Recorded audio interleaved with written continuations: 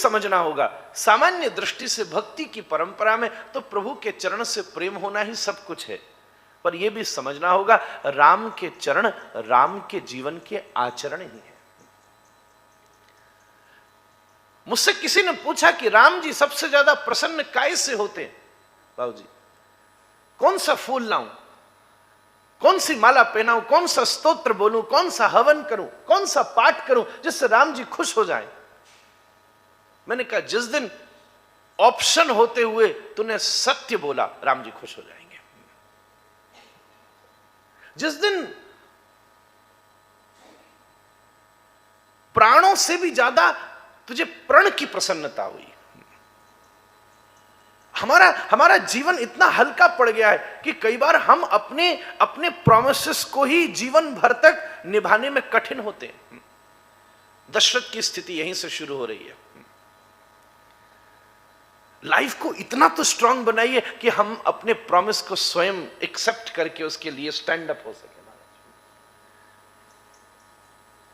हमारी वासना ने, हमारे विषय के आकर्षण ने, इतने जन्म जन्मों के संस्कार के कारण हमारी कॉन्शियसनेस को इतना वीक कर दिया है कि हम खुद अपने स्टेटमेंट पर होल्ड नहीं हो पा रहे।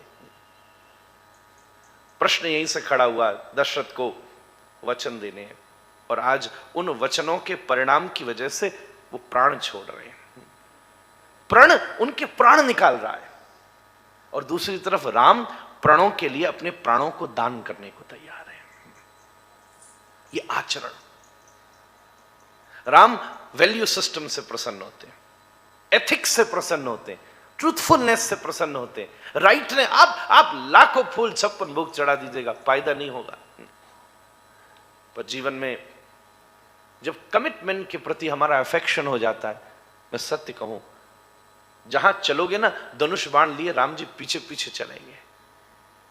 नमे भक्त्या प्रणश्यति। प्रभु को पाना और प्रभु के प्रेम को पाने में बहुत अंतर है। मैंने आपसे कहा राम जी पीछे खड़े रहेंगे, और ये कहते में राम जी मेरे पीछे खड़े, अनुभव करने की बात है। भगवान को रावण ने भी पाया, पर विभीषण जैसा प्रेम नहीं पा सका।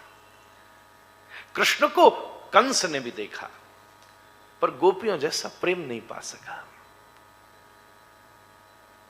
ये भरत का चरित्र राम के प्रति प्रेम को उजागर करता है, और गोस्वामी जी ने सोरठा में बिल्कुल स्पष्ट लिख दिया, अवश्य होई, अवश्य होई।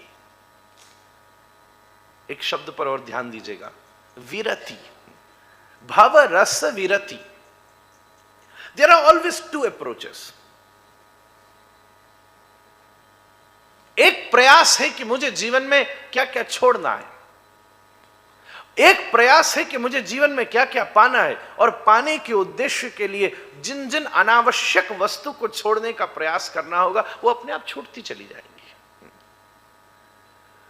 प्रभु के प्रेम की प्रीति जब आपके हृदय में जागृत होगी, तो संसार के प्रति व्यर्थ की विरति स्वयं प्रकट हो जाएगी। उसके लिए प्रयास नहीं करना पड़ेगा।